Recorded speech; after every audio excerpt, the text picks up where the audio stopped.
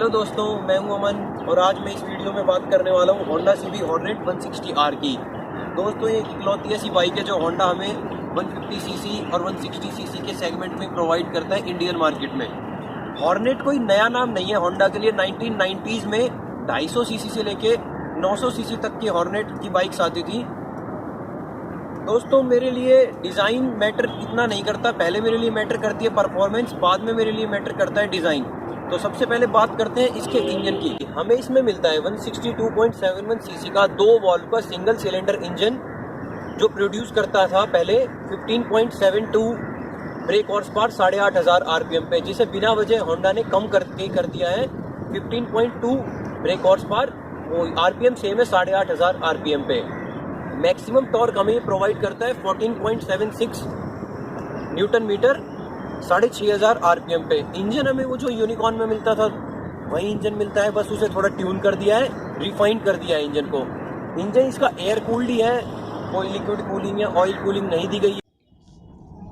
ये इसका इंजन है, इसमें ही हमें फिन्स दे रखे हैं जिससे कि एयर इसमें ट्रैप हो जाए और ज़्यादा से ज़्यादा एयर कूलिंग हो सके। बात करें इसके डिज़ाइन की तो बहुत ही ज़्यादा अपीलिंग डिज़ाइन है। कन्वेंशनल नेकेड बाइक है ये 150 और 160cc के सेगमेंट में अंडर 90,000।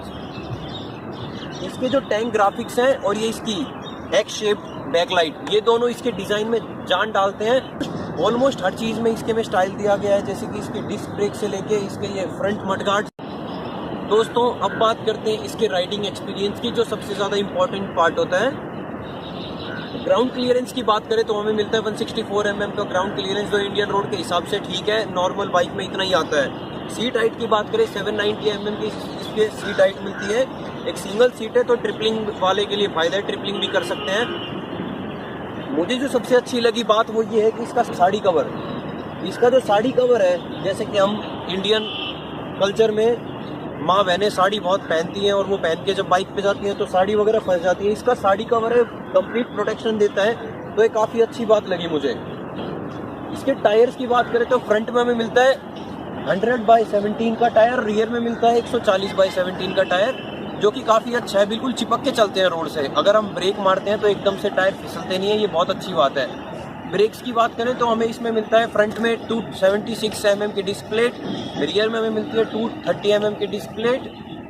इसकी ब्रेक्स की एक ही डिसएडवांटेज है कि हमें इसमें कॉम्बी ब्रेक सिस्टम मिलता है। कॉम्बी ब्रेक सिस्टम होता है जिसमें हम ये वाला एक ब्रेक प्रेस करेंगे तो दोनों ब्रेक्स यूज होंगे और धीरे धीरे बाइक रुक जाएगी।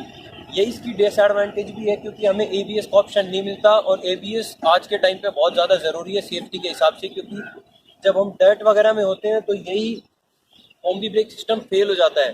जैसे ही हम मडी रोड पे चले गए या जैसे ही हम ऐसी जगह पे चले गए जहाँ सरफेस इतना हार्ड नहीं है, जिस पे मैं अभी खड़ा हूँ इतना है, तो बाइक ऐसे टेढ़ी वेढ़ी होके गिर सकती है। दोस्तों अब बात करते हैं इसके सस्पेंशन की कि कितना शॉक एब्जॉर्ब कर लेती है ये बाइक चलाते टाइम, अगर हम ब्रेकर वगैरह से क्रॉस होते हैं तो।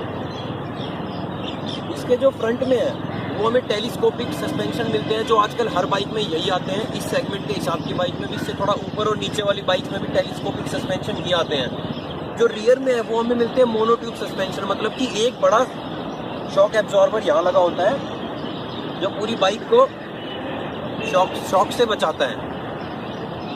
मतलब ठीक काम करते हैं, ना ज़्यादा अच्छे हैं ना ज़्यादा बुरे हैं, ठीक ठाक शॉक एब्जॉर्ब कर लेते हैं इसके शॉक एब्जॉर्बर। मुझे तो कोई कमी फील हुई नहीं। मुझे ये बात अच्छी लगी कि इसमें सेल्फ और किक दोनों दे रखी है कि अगर बाई चांस हमारी बैटरी डाउन होती है या कोई प्रॉब्लम होती है तो हम किक मार सकते हैं। अब मैं सबसे ज़रूरी बात करने वाला हूँ इस बाइक की टेक्नोलॉजी की, वो है HET, मतलब होंडा इकोनॉमिक टेक्नोलॉजी। इस टेक्नोलॉजी में होता है ये जो इंजन में फ्रिक्शन काफ़ी कम कर दिया गया है, इंजन के पार्ट्स हैं वो हल्के कर दिए गए हैं। करीब 11% इसका वेट कम हुआ है और 8% फ्रिक्शन कम हुआ है, जिस वजह से माइलेज इंक्रीज होती है और मिनिमम 45 to 50 माइलेज निकलती है इस बाइक में। बात करें इसकी हेडलाइट और नाइट विजिबिलिटी की तो ये जो बल्ब है ये हमें मिलता है 12 वोल्ट पे चलने वाला 35 वाट का बल्ब है। मुझे कुछ इतना खास नहीं लगा, ना बेकार है ना खास है, ठीक ठाक है। ये इसकी बैकलाइट है, एक्स शेप बैकलाइट। मैं अभी इसे राइड कर रहा हूँ, इसका एक्सेलरेशन काफ़ी अच्छा है, एक एक गियर को मैं फील कर पा रहा हूँ। बहुत रिफाइंड इंजन है, कोई वाइब्रेशन नहीं है। राइडिंग पोजीशन दिखने में जितनी एग्रेसिव है उतनी रियल में है नहीं, बहुत कंफर्टेबल राइडिंग पोजीशन है। इसकी कंपैरेटिव बाइक्स FZ और जिक्सर से काफ़ी ज़्यादा कंफर्टेबल राइडिंग पोजीशन है इसकी। यहाँ ज़्यादा स्पीड जाते ही 90s के आसपास आते ही इसमें 6th गियर की कमी फील होने लग जाती है, क्योंकि स्पीड बहुत धीरे धीरे बढ़ती है। इतनी देर में ब्रेक अप्लाई करने पड़ जाते हैं इंडियन रोड पे। ये इसका मीटर है, फुली डिजिटल मीटर है। अभी मैं नाइट में अलग से शूट कर रहा हूँ मीटर की। इसमें trip meter, clock, RPM, fuel metre, tachometer, odometer सारी चीज़ दी गई है। चलिए अभी इसकी एग्जॉस्ट साउंड सुनते हैं। अब बात करते हैं इसकी कुछ कमियों की। तो सबसे पहले मैं बात करता हूँ इसकी स्पीड की।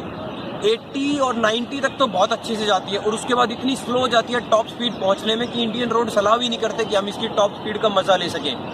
दूसरी बात, जब हम टर्न करते हैं कॉर्नरिंग के वक्त, तो इसकी बॉडी है वो इसकी दुश्मन हो जाती है। टर्निंग के टाइम इसकी बॉडी इतनी अच्छे से साथ नहीं देती। ऊपर से CBS है, कॉम्बी ब्रेक सिस्टम, तो रिलायबल भी नहीं होती। जब हम एकदम से एक्सेलरेट करते हैं तो इंजन बहुत ज़्यादा नॉइजी हो जाता है। इंजन की साउंड ज़्यादा आती है, एग्जॉस्ट की साउंड का पता ही नहीं चलता, इंजन की इतनी साउंड आ जाती है।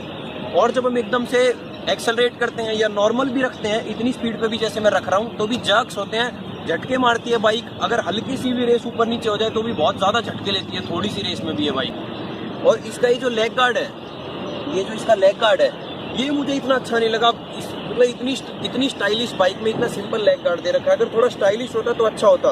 5 स्पीड गियर बॉक्स है, अगर 6 स्पीड गियर बॉक्स होता तो शायद वो प्रॉब्लम नहीं होती जो हमें 90 की स्पीड के बाद प्रॉब्लम फेस करनी पड़ती है। दोस्तों अगर आपको मेरी ये वीडियो अच्छी लगी तो लाइक कीजिए, शेयर कीजिए और मेरे चैनल को ज़रूर सब्सक्राइब कीजिए।